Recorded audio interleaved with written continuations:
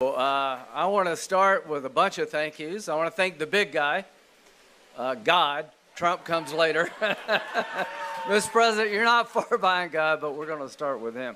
I want to thank my sister, Darlene, for always standing up for her older brother and all of my family, friends, and Mark and the campaign team. This was one of the best run campaigns in the history of the state of South Carolina. All of you should be proud. I certainly am. So what I'm most proud of is that South Carolina validated what I've been doing for our state, who I am and what I believe and what I stand for. But most importantly, South Carolina rejected garbage in the form of Mark Lynch. So what have we learned tonight? If you throw garbage at the people of South Carolina, they will kick you in the ass. So I have a lot to be grateful for. There may be a lot of self-made people in the world, but I am not one of them. I want to start with President Donald J. Trump. I just talked to him, so I know he's watching. Mr. President, when you endorsed me early on, it changed everything. You're the gold standard in the Republican world, the most consequential endorsement, I think, in the history of politics. And when you spoke, the people of South Carolina listened. And President Trump, I'm coming back to the Senate in 27. I'm going to win in November, and I'm going to help you change this world and change this country.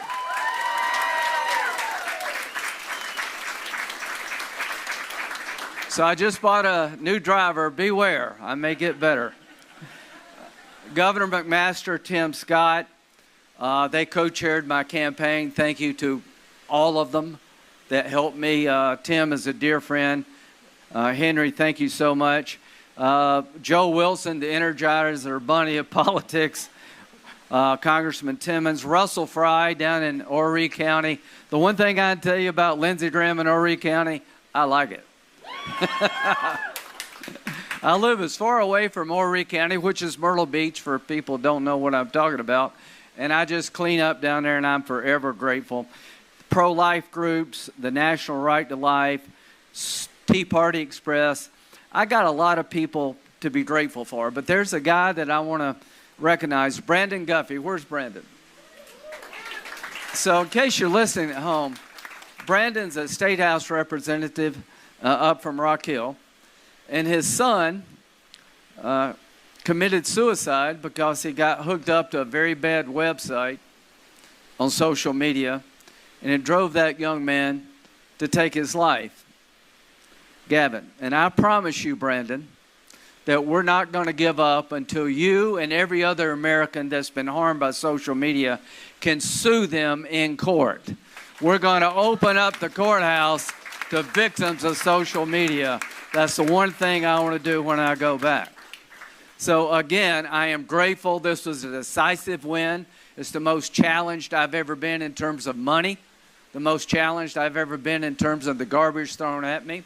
And the reason I'm standing here tonight as a winner is because people around me made me a winner.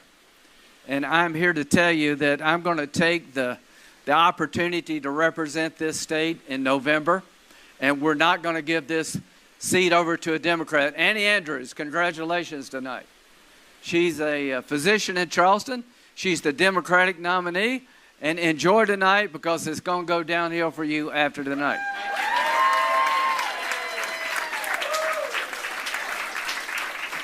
If you're running as a Democrat, one, admit you're a Democrat. And I want you to explain to the people, the voters of South Carolina, why you're against the Save America Act. Why are you against voter ID? Why are you against only citizens being able to vote? Why you oppose boys playing girls' sports? Why do you support the idea that a minor can transition their sex, changing the life forever? Why would you vote against Kavanaugh? Why did you vote for Biden? What the hell's going on with that? So we're going to have a spirited contest. It's going to be respectful. But I'm going to call you out for being the most liberal person ever nominated by the Democratic Party in the history of South Carolina to run for the United States Senate. And you're not going to get away with dodging questions. You're going to answer questions that are relevant to who we are as the people of South Carolina and matter to them when it comes time to their new senator to vote in 2027. So I have a lot to be thankful for. I have a lot to be grateful for. I have a lot of people who helped me get here tonight. And the only way I know to pay you back is to just keep doing what I've been doing. And what is that? Helping President Trump put as many conservative judges on the court as we can.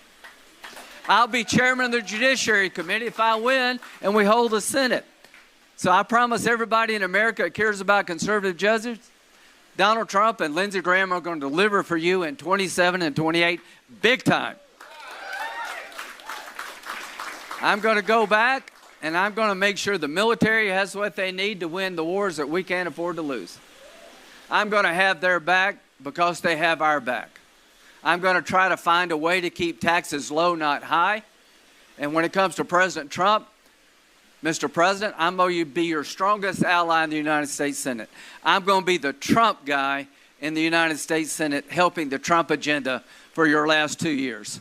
You're on course, my friend, to be one of the most consequential presidents in American history. And what did we prove tonight? That South Carolina is Trump country, not Massey country.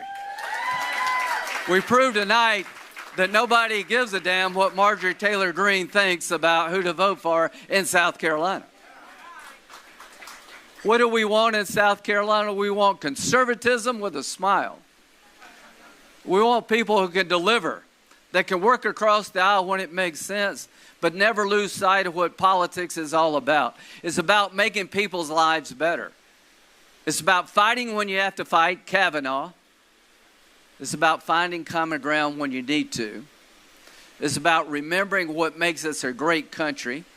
Why is South Carolina the fastest growing state in the nation? I'm going to give you a hint. There's no better place to raise a family than South Carolina. Wokeness is not allowed here. This is a place of tradition and respect, tolerance, but not wokeness.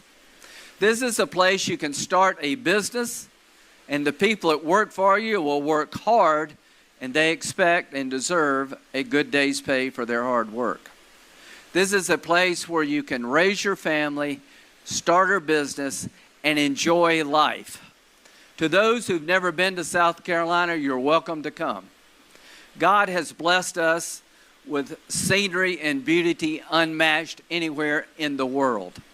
I'm a proud Republican, but we're going to make sure that the God's blessing to South Carolina, that we protect our environment, that we're going to keep and be good stewards of God's creation in our state. So to the American people, my state, our state, has got a lot going for us. We're proud of who we are. We've had problems in the past, and we're striving to be better every day.